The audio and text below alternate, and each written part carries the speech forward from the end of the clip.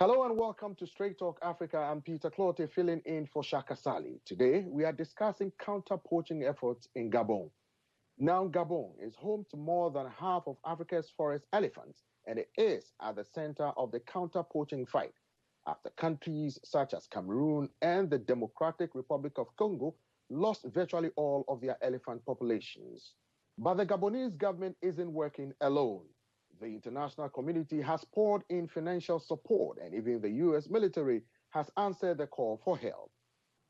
WEWE Pentagon correspondent Carla Barb embedded with a small U.S. military team training Gabonese park rangers to get an inside look into the fight to save Gabon's forest elephants.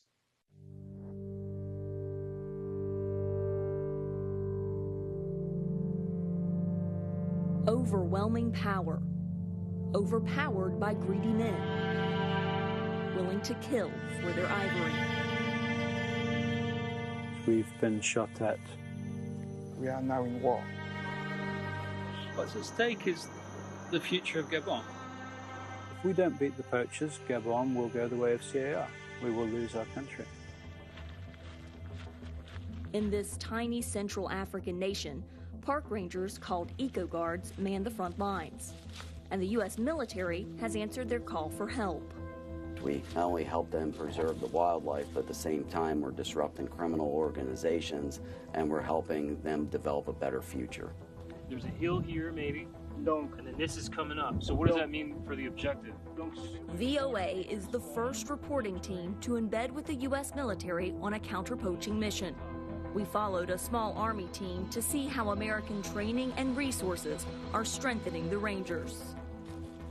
In some of the parks, they already are a true paramilitary force. They're having gun battles about once a month. This is the fight for Gabon's forest.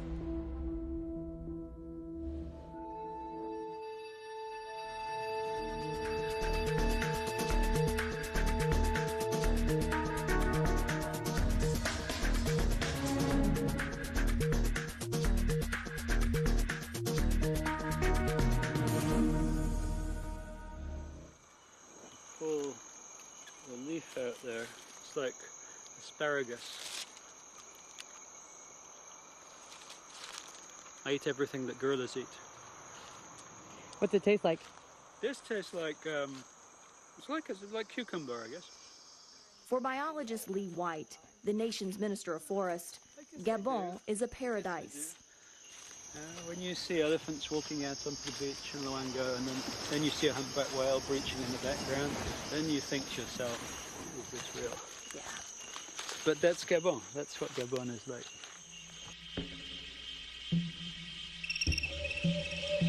Gabon is home to more forest elephants than anywhere else in the world. But over the past couple of decades, they've been killed by poachers by the tens of thousands. Tragically, we've lost about 70% of the forest elephants of Central Africa in the last 15 years.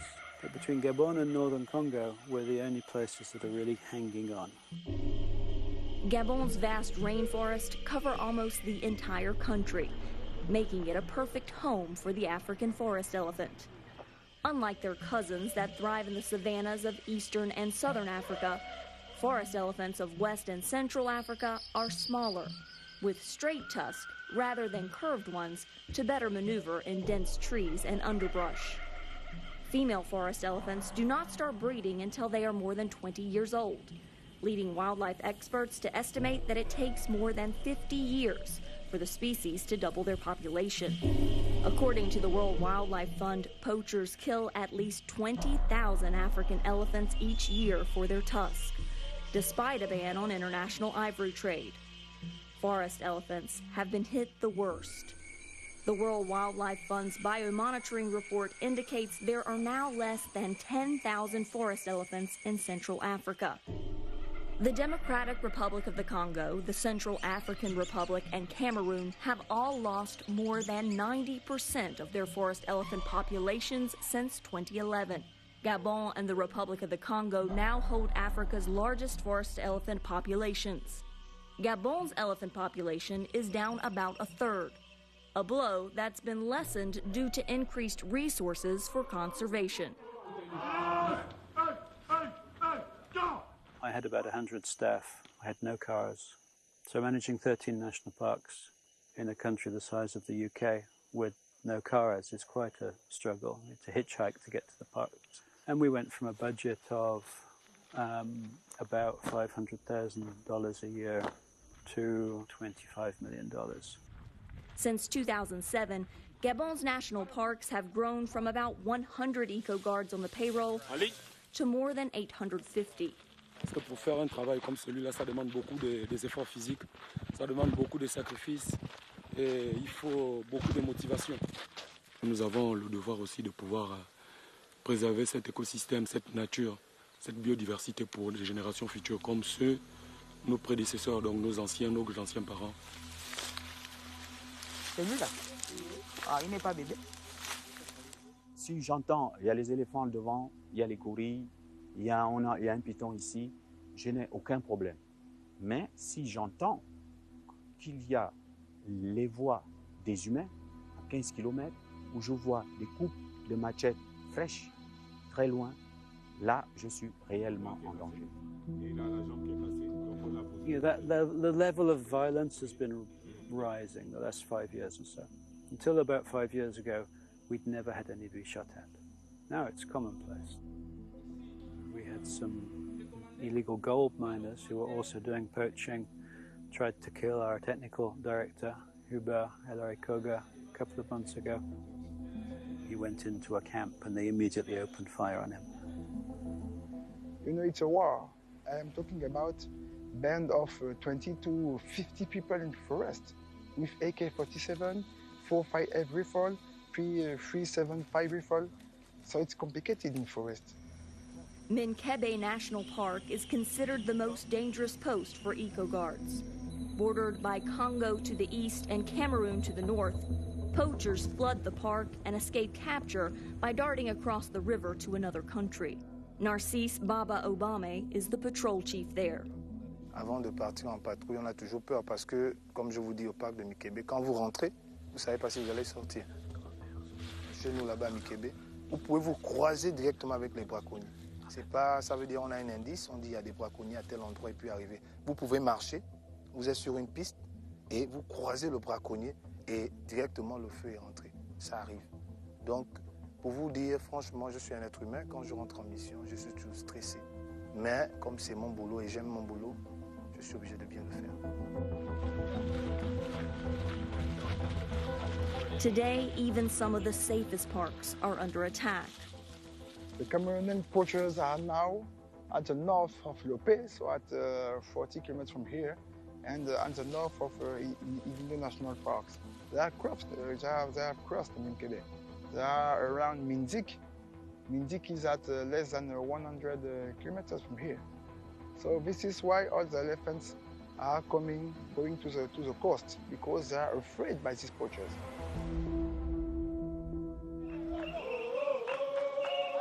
As a new day in Lope begins, this cadence brings hope. Because these eco-guards are training to be the leaders of the counter-poaching fight. And they're not alone. Could somebody brief your medical plan? A group of U.S. soldiers are here to increase their chances of survival. So generally the route we're going to take to do this patrol is leaving the Saydam, head to the main road, and then head south across this bridge. Today, the Americans have created an exercise to find and capture a group of men posing as poachers inside the park. I'm ready. Yeah. Army Captain Kevin Chapla leads the team. But if an injury does happen in real life, all the training stops. So I would just advise you guys to watch where you're stepping. We've seen like giant snakes down there. So if you get bit by something, just bring it to our attention and we'll proceed accordingly. So right now our training patrol they're about 200 meters from the objective, the suspected camp of about 4 poachers. And from here, they're probably going to send out a recon element, see what they can see, come back, develop a plan, and then raid the suspected poaching camp.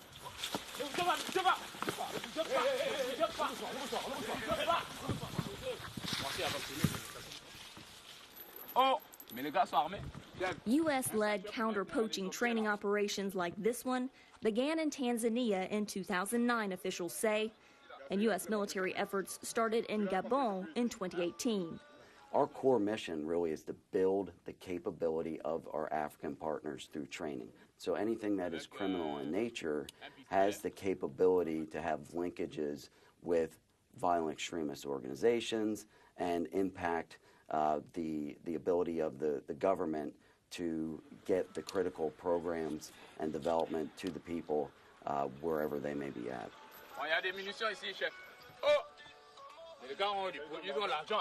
Months of training has improved techniques to capture poachers and preserve evidence.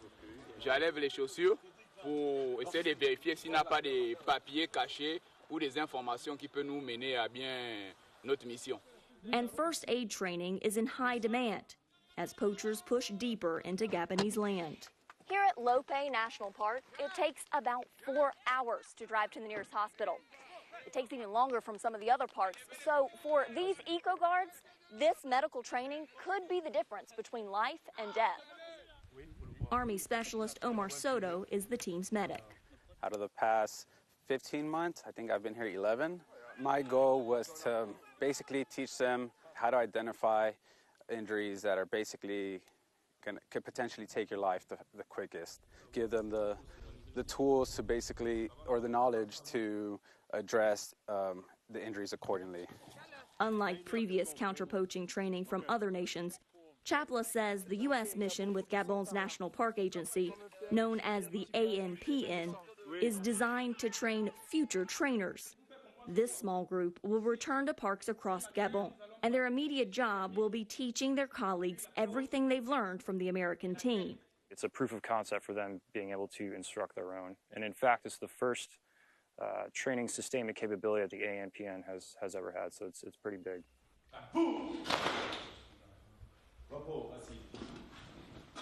Je crois qu'il y a un grand monsieur de ce monde qui a dit qu'il est mieux d'apprendre à quelqu'un à pêcher que de lui donner du poisson. Nous aurons toujours besoin de la coopération, mais nous pensons que pour ça, il est bon que nous soyons plus ou moins autonomes.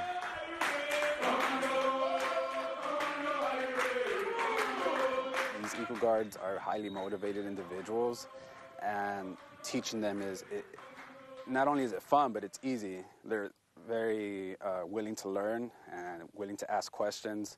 And as an instructor, I don't think it gets any better than that. C'est une formation très riche parce que en rentrant ici, on avait des attitudes un peu différentes d'aujourd'hui. On est devenu un peu plus professionnel. And they need to be professional to have a fighting chance against the organized crime networks and terror groups they're facing. We can trace the poachers who are killing those elephants back to Boko Haram. The group has terrorized Nigeria and parts of West Africa, raiding villages, kidnapping hundreds of schoolgirls, and killing thousands of people as its leaders seek to create an Islamic caliphate. As I said to the U.S. Embassy a few months ago, I say, boss, we have two solutions. We work together or we work on each side. But at the end, the attentat will be in your country, not in mine. But I agree. They will come in my country to take ivory or money and to prepare this attentat. So we really have to work together. One thing not included in this mission, weapons training, something the Rangers say they desperately want. That's because, until last year, the government didn't allow eco guards to carry weapons. And most still have to rely on military gendarmes to patrol with them for their defense. Role-played in the training by eco guards carrying sticks. It's got to the point where, not in all parks, but in some parks, we have to arm the eco guards as well as the gendarmes. And I have initiated that. The President supports it, and we are in the process of buying the guns. Ça, c'est ce qu'on a retrouvé sur les braconniers, sur celui-là. Je ne sais pas si c'est le chef des braconniers ou pas, mais il a beaucoup de munitions. Now you can say to a poacher, oh, sorry guys, stay quiet and give me your gun. 3 months ago, we were not allowed to carry weapons. Now we have weapons. And the poaching is decreasing. Officials hope these changes, along with additional international training and support, will accelerate Gabon's counter-poaching offensive. But time is running out for the elephants, and it may not be enough. We're losing about 2 tons of ivory a month. That's about 150 elephants a month. So I'm proud that we've made the progress that we've made, but it's still catastrophic, so we still have to do more. You may win some battles, but the war keeps going. Joining us today to talk about the counter-poaching efforts to save the elephant in Gabon is Professor Lee White, who is Minister of Water and Forestry of the country, and Carla Barb, WEWE's Pentagon correspondent. Welcome to Straight Talk Africa. Let me come to you, Carla Barb. You just had a report, a documentary on the counter-poaching effort in Gabon. Talk to me about the eco-guards you met at the forefront fighting this rather serious fight against poachers. Well, these were very determined park rangers. So, as you said, in Gabon, they call the park rangers eco-guards. That's the American accent in me saying it. It's eco-guards if you have more of a French accent. And they really take their job seriously because they understand how big and how important the fight is for the forest elephants in their country. As you can see in the documentary, Gabon is home to more than half of the African forest elephant population. And so if Gabon can't keep it under control, then we really have a situation because Gabon has basically been holding it down, Gabon and Congo, while all of the countries around it have seen severe losses to their elephant populations. And I'm sure the minister that can talk about that much more. But when I was there, it was very interesting for me because I am the Pentagon correspondent. And so when I normally do embeds, the last embed that I had done in Africa before Gabon was in Burkina Faso, where they are fighting extremists. And I was embedded with a team that was teaching people in West Africa how to counter Islamic extremists and shoot and fight and plan that way. And so this was definitely a shift, a very different experience because it was more on navigation. But then there was also that attack plan that was also being taught. How do you prepare? If you know that there are poachers, how do you use a map to get there appropriately? What do you need to do to make sure you can stop these poachers? And they were able to take that with them as well. And the best part about it is these eco-guards weren't just learning from the Americans. They were learning how to teach it to other eco-guards, to other park rangers. So it was training the trainers, which I thought was a really neat concept because it's not just about learning 20 eco-guards learning something and then going back to wherever they are in the park. It's them taking that knowledge with them so they can then share it to 20 others and 20 others so they can all collectively have a better strategy and a plan to fight these poachers. Knowledge transfer is certainly very important. Let me come to you, Professor Lee White. When did Gabon decide that, all right, it is time to combat these poachers? What necessitated it? Yeah, in some ways it snuck up on us. I think that Africa went through a major poaching crisis back in the 80s, but that really focused on the savanna elephant. So it was countries like Kenya, Tanzania, Uganda that were getting hit. And then the world reacted and CITES banned the export of ivory and so things slowed down.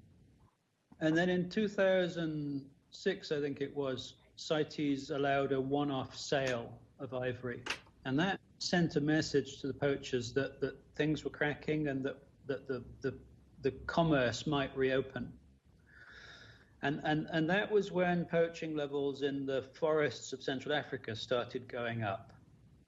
But the tragic thing is, in the rainforest, you don't see the wildlife for the trees if you want. You can fly over a rainforest and there might be hundreds of dead elephants, but you don't see any of them because they're underneath the forest canopy. So it's a very different scenario to the savannas where what was going on was visible. And when I was appointed head of the national parks in 2009, we weren't really aware of what was going on out in the forest. It was as we started to deploy our eco guards into places like Minkebe in 2010, 2011, we discovered a huge illegal gold mining town, basically, in Minkebe National Park with 7,000 illegal gold miners who were also doing a lot of ivory trafficking. And as we discovered these things, we realized that we had lost 25,000 elephants in Minkebe, which was our biggest elephant population, and that we were in threat of being overrun by these criminal poaching gangs. And that was when President Ali Bongo reacted, and initially he sent the army, the Beret Rouge, the parachute regiment, into Minkebe to close down the gold camp, and then started reinforcing the Parks Agency, giving us more means, more budget, more personnel, more equipment, and linking the park staff to the military to really attack this poaching problem and make sure that it didn't spread to the rest of our country. And as we did that, it's interesting, Carla saying that she's often looking more at terrorism than wildlife, but we discovered links from the poaching and the trafficking of ivory and gold being trafficked into Nigeria and being at least a cost center for Boko Haram terrorists and so on. And so you discover these links between organized gangs poaching ivory and trafficking gold, trafficking humans, and that makes its way up into these organized criminal groups and these terrorist groups. And so it was really when the president explained, because he understood it very quickly, but as people came to understand this link between the anti-poaching and actual peace and security and the stability of our country, was when we really went to war against the poachers and started turning things around. And unfortunately, Professor Lee White, I'm not cutting you short, but are you therefore saying there's a political will? You have the president's backing to combat this menace in Gabon? Absolutely. Political will is everything when it comes to natural resource governance. There's always going to be, whether it's ivory poachers or illegal loggers or illegal gold miners trying to make a quick buck off natural resources, and the way you can maximize your profits short term is to overexploit, to kind of like hit and run, take your money and run with it. For a country, we want these resources to be a sustainable source of revenue and jobs for our people for the rest of history. And so if you don't have that strong political will to put in place the strong institutions that you need to invest a bit of your government budget into protecting natural resources at the same time as you're educated, you're investing in education and health and so on, then all too often natural resources get neglected, and all too often the result is elephants disappear, forests disappear, the fisheries stocks disappear, and we realize kind of 5, 10, 15 years on, oh my God, we've lost this incredible treasure. And so President Ali Bongo Ndimba's commitment to anti-poaching and parks was really what saw us start to kind of turn the game and transform the Parks Agency into a professional agency run to international standards that is out there protecting natural resources and making sure that we have sort of law and order out in the wilds of Gabon. Carla, let me come to you. Talking about the U.S. military cooperating or helping in the fight, against poachers in Gabon, what was the responses of the Eco Guards there and the enthusiasm that they showed? Because sometimes it could be dangerous. In one of the instances, they said some of these poachers can just open fire on them without them even realizing what is happening. Talk to me about your observation.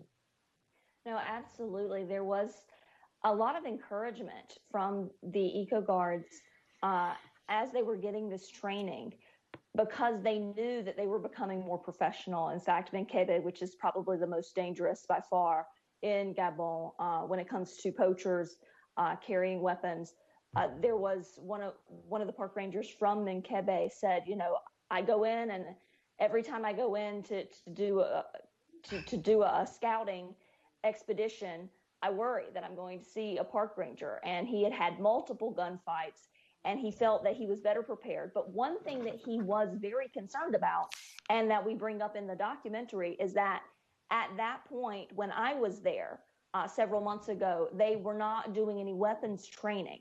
But as I was talking to the minister, the political will that he was talking about, the government has recognized that the eco guards alone, sometimes they need support with guns. They cannot depend on the military gendarmes in every situation. And so they had began arming them.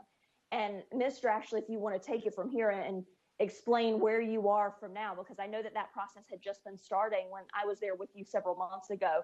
Are there more armed eco guards at this point, or is that still an ongoing process? It's still an ongoing process. As you know, we have a gendarmerie des parcs nationaux. So we have national parks gendarmes who are from the military and are detached to the parks, and so they are better armed now. And we are going through the process of training and arming the eco guards. The military gendarmes have the sorts of guns that military tend to use, Kalashnikovs, whatever. The park rangers are using some version of a shotgun, and both of those weapons have kind of advantages and disadvantages in kind of the closed conditions of the forest, but they're both very effective. And so, particularly for the rangers in the hot zones of Minkebe and Mwanya, we are going through that process of arming them. And of course, you have to give people special training before you give them responsibility of carrying a gun. So that's all happening. And in some of our parks, there's absolutely no poaching at all, and so we don't need to give our eco guards guns in those parks. And so we're having to balance, as a function of where we are, moving the eco guards who are more scientific, maybe more sensitive to the parks with less threat, and the very strong characters who are more military in their demeanor into the parks where we have problems. Minister White, what has been some of the success stories since your government launched this counter-offensive against these poachers?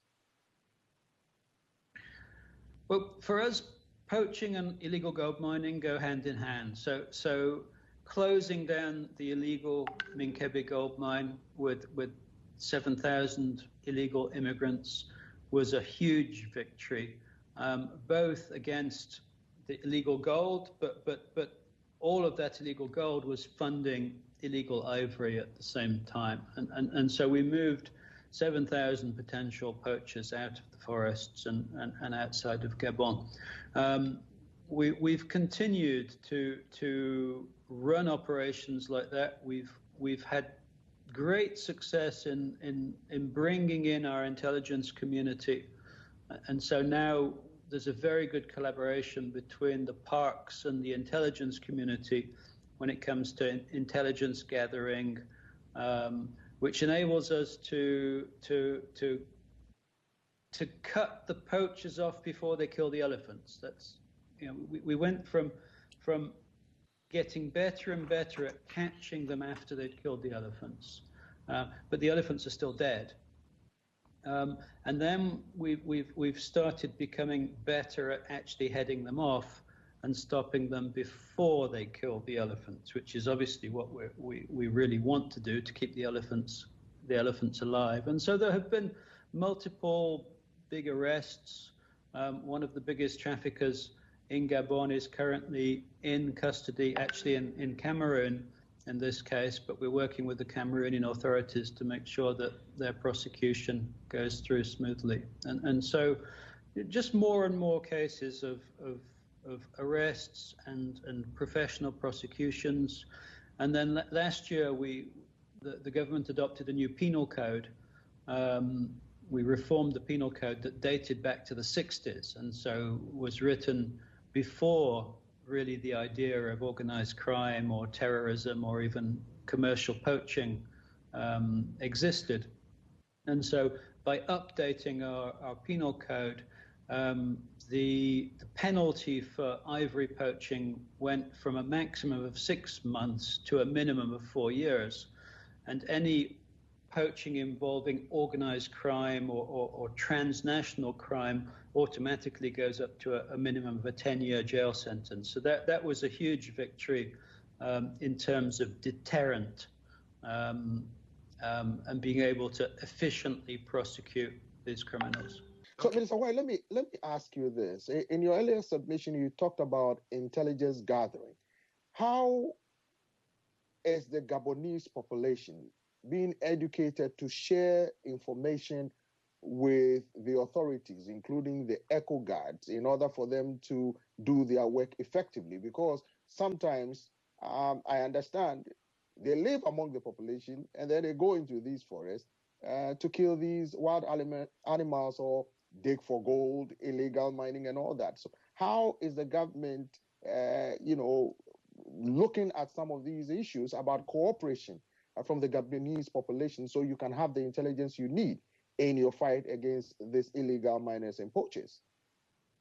Actually, for the most part, the Gabonese people are respectful of the law and understand that elephants are protected. Most of our poaching is transnational. It's people crossing international borders, going into remote national parks. And those people, they're organized gangs, sometimes of 30 or 40 poachers and porters. And those people tend to avoid Gabonese villages because they know that if they do go through a village, then the people are going to report them. The people are going to call the mayor or the member of parliament or the local police and warn them that a gang of gun-toting people have just come through the village.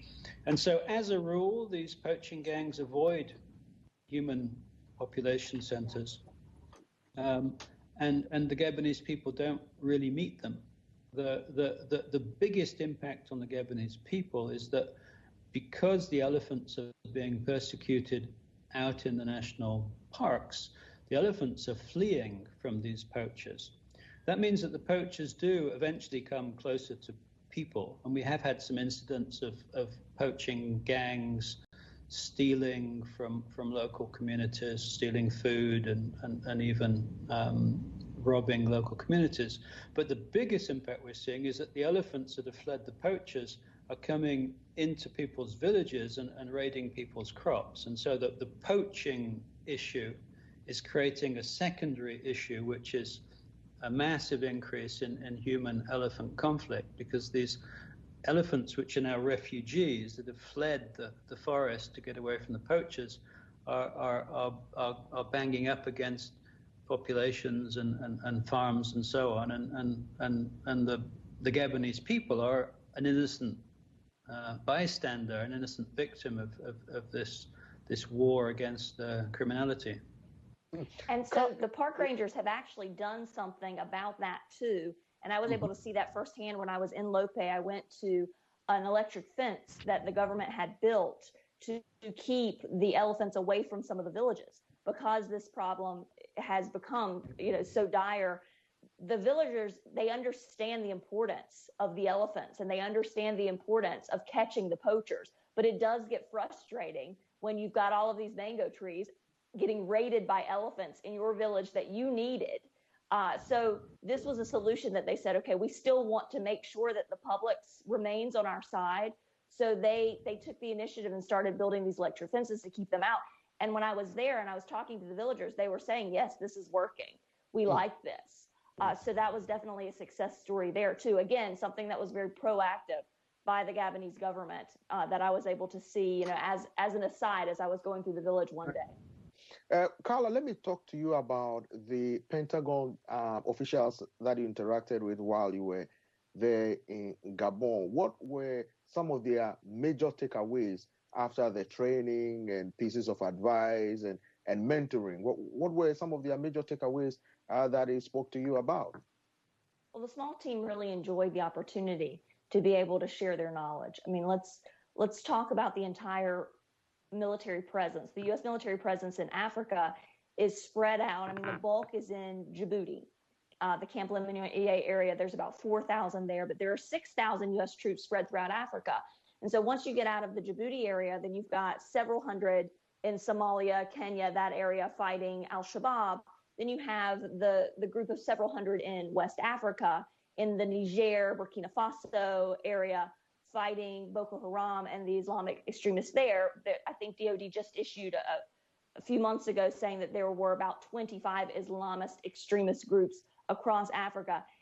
So once you get past that part, then you have small teams going out and doing nation building activities and basically going to countries and saying, okay, what do you need from us? Because we're not here to tell you what you need to do. We need to know what you need. And some countries have asked for help with rule of law. How do the military and the civilian governments work together? Well, when it came to Gabon, Gabon said, we really have a problem with poaching. And is there some way that we can work together where you can help us with poaching? And Gabon actually wasn't the first. It started a little over a decade ago in Tanzania. And they've also done counter-poaching activities in Uganda, Botswana, Chad, Malawi. So this has gone on for many years, and it's going on with several iterations in countries all across Africa. The concern that I have as a reporter is that I was part of one of the last counter-poaching activities because of coronavirus. So I was there in Gabon. There was also another one going on in Uganda that I think wrapped up in March or April of 2020 of this year. And then there haven't been any activities because the U.S. military has not been going out and doing those small activities like they used to. In fact, the big activities this year were also canceled in several areas as well. I was going to be embedded in Morocco on this big African lion exercise, and that was canceled. And they had to tell us a couple weeks before that at first they were going to try to make it smaller, and then they decided that they would continue with some of the activities they had initially already started, but then everything else was canceled until next year. So we really don't know what's going to happen in the coming months as coronavirus has continued to surge in countries like the United States and in Europe, which is where U.S. Army Africa is based, which is where AFRICOM is based. So we have to wait and see. And I am curious, Mr. Minister, if coronavirus has increased or decreased the amount of poaching that you've seen. Actually, I don't think we've really seen any change in poaching activity. The COVID-19 hasn't been as virulent in Central Africa as it has in other parts of the world. I think partly because of the climate, it's hot and humid, and the virus doesn't do so well in hot, humid conditions. We have a very young population, which helps. And I think there's a certain amount of natural resistance because there are so many other coronaviruses in the wildlife here. And so we've not really been hit by kind of severe health issues in the Congo Basin. Obviously, the economy is down, which for some kind of tourist economies has been a severe impact on poaching because it's tourist revenues that fund the poaching, the anti-poaching work, and a lot of people, kind of tourist workers who are now out of work without a job and are struggling to feed their families have been resorting to poaching just to keep going. And so the fact that we don't have a major tourism industry in Gabon and the rest of the Congo Basin means that we haven't fallen foul to that issue. And so we have continued to work more or less as normal and unfortunately the poachers also. So it's sort of a status quo, really. So, Minister White, you talked about the political will. Talk to me about the budgetary allocation for your ministry in order to, one, pay the eco guards very well, because just like the military, they are faced with sometimes very acute danger, and two, the equipment they need as part of this counter-poaching measures that your administration has launched.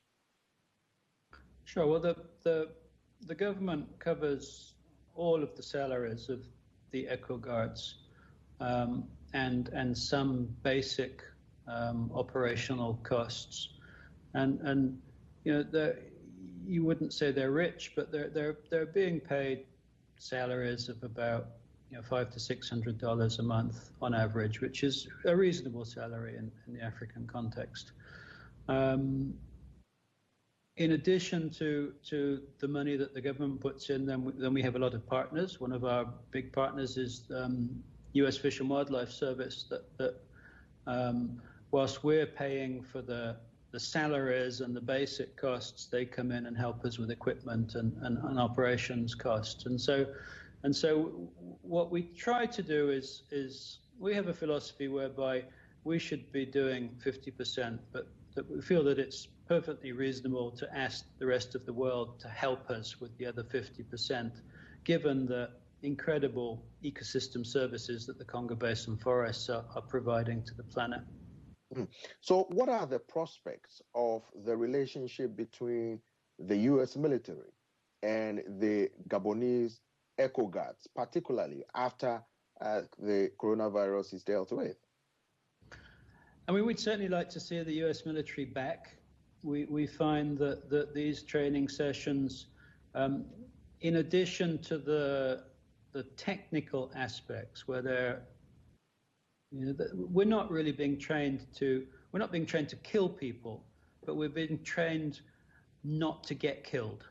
Basically, it's more self-defense than aggression. But we are very much encountering situations where poachers will shoot on sight, where Kalashnikovs and 458s are being directed towards our teams, and so they definitely do need to know, how to behave in order to minimize the risks and what to do when they are being shot at and how to respond to that. So that helps a lot.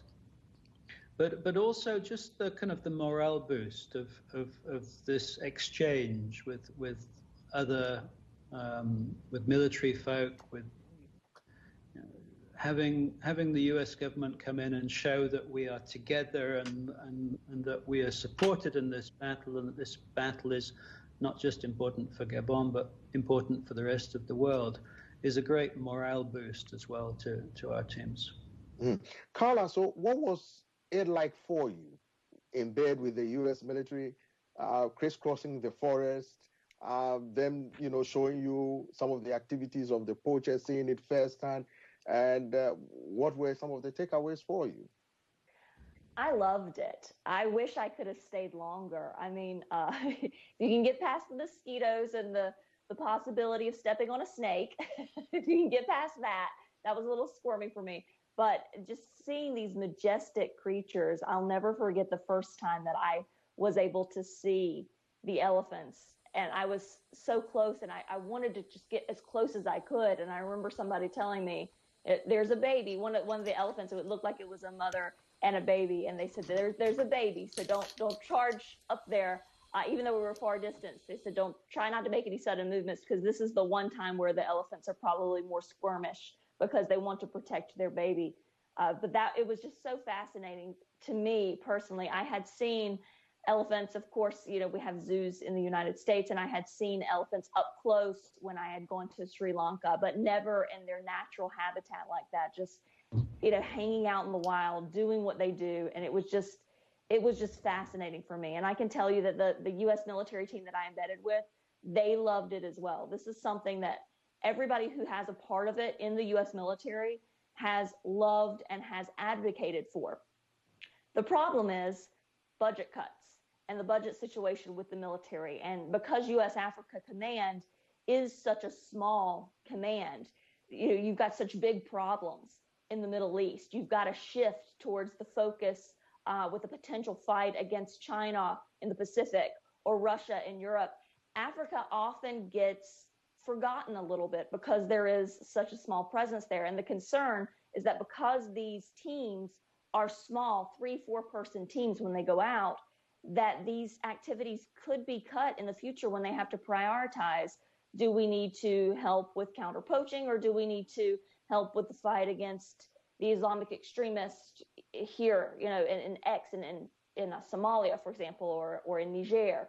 So that is a big concern that I know that people in Africa Command are going to be watching carefully. And I will be watching as well. I keep asking, are there any more activities going on? Because we just have to wait and see where the funding goes. And this, for me, was a very long process. I actually started talking about counter-poaching activities with officials at the Pentagon in 2016. And I had wanted to go for years, and there was a North Carolina National Guard team that was supposed to be going in 2017, and then that got canceled because of funding priorities. So even before coronavirus, even before there were these shifts going on with the Trump administration wanting to shrink the presence in Europe and in Africa, before all that, there were already these kind of hints that there could be cuts. So we really are going to have to watch and see, because this is something that has been proven to be effective. The minister can agree with me there. I'm sure that they have seen positive results because of this training, and it's a very small thing to do. It doesn't cost a lot of money, but it does kind of fall as one of the last priorities that the U.S. military is looking at. Minister White, can you comment? Yeah, I mean, I agree that if you look at not just the poaching, but you look at kind of terrorism in Africa, it's been moving south through the continent over the last few decades, and the new frontier, obviously Boko Haram are in northern Nigeria, they're in northern Cameroon, and so on. And so the next frontier is the Congo Basin forests, and investing in keeping them out will be so much more cost effective than trying to win back territory that has been lost. And as we look at the implication of terrorist groups in ivory and gold trafficking, as we look at the kind of the worrying increase in piracy issues out in the Gulf of Guinea, I think there's a lot to be said for investing ahead of the wave.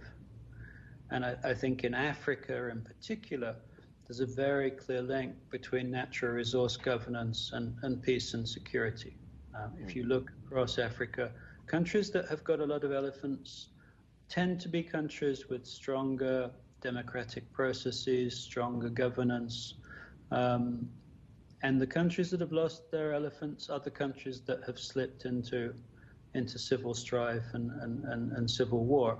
And so that link between natural resource governance and stability is very, very clear across the African continent. And so investing in anti-poaching missions, or investing in the fight against timber thieves or gold miners or illegal fishing, is not just an investment in conservation in natural resources. It really is an investment in the long-term sustainability of the continent, and in peace and security on the African continent, and even in the issues of climate change. Because if you look at countries that have lost their elephants, they've also then lost their forests.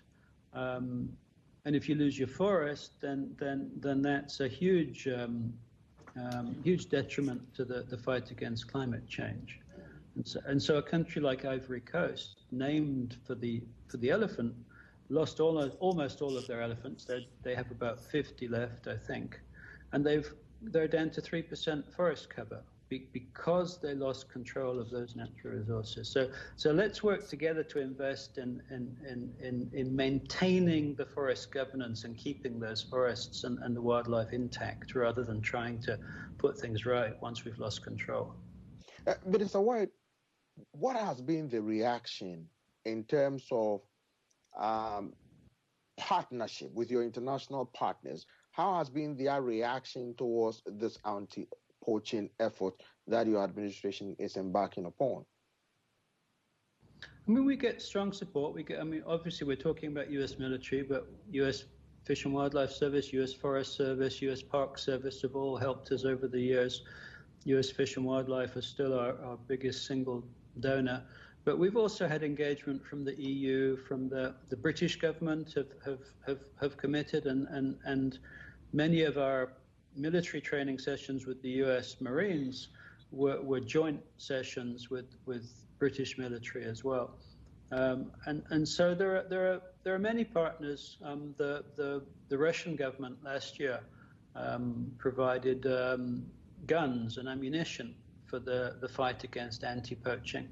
And so there are many partners out there who do see this link between poaching, natural resources, good governance, peace and security. And I think particularly because of that, and because the President Ali Bongo Ondimba, who was formerly a Minister of Defense, is so eloquent on these issues, I think we are getting some good support from many of our partners. Carla, all in all, what was your take on your experience in Gabon with regards to the anti-poaching effort, with regards to the anti-mining efforts to safeguard and protect the wildlife and safeguard the environment?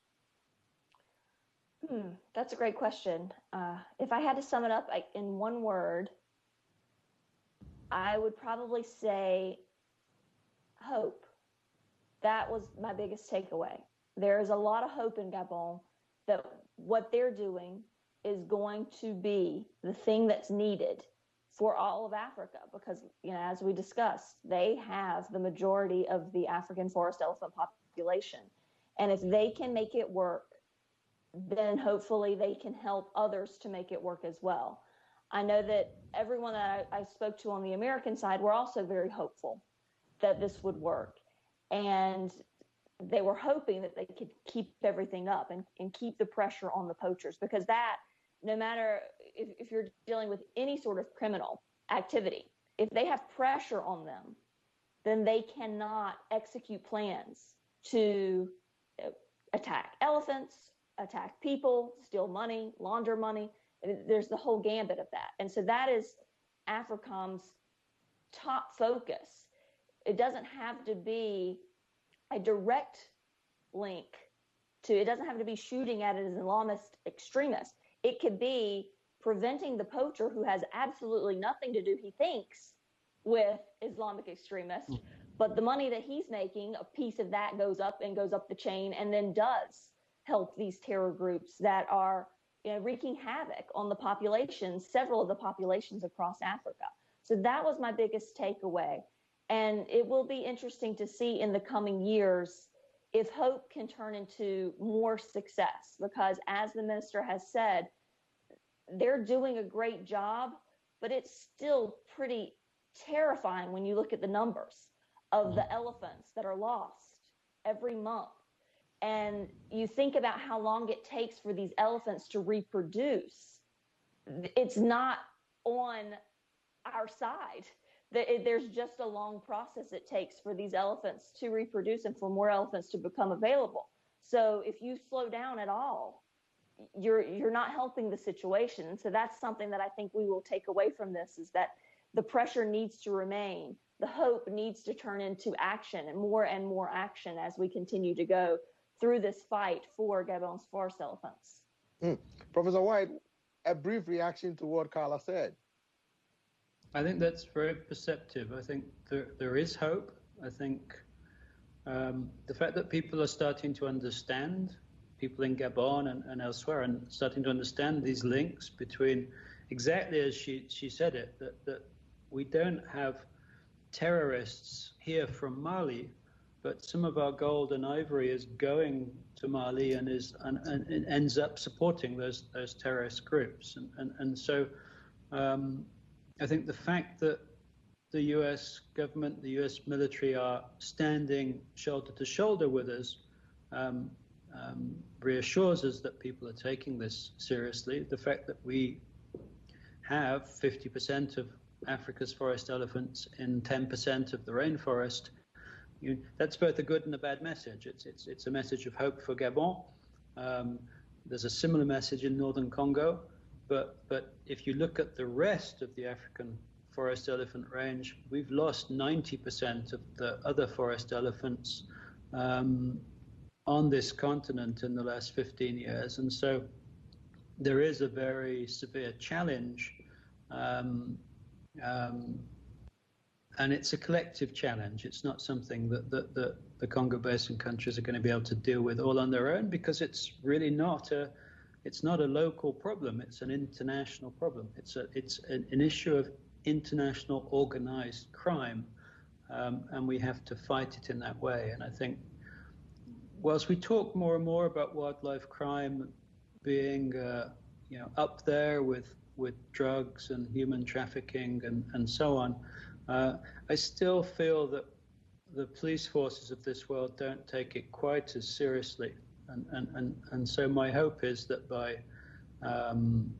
by putting the spotlight on it, that we will push governments and police forces to take wildlife crime more and more seriously.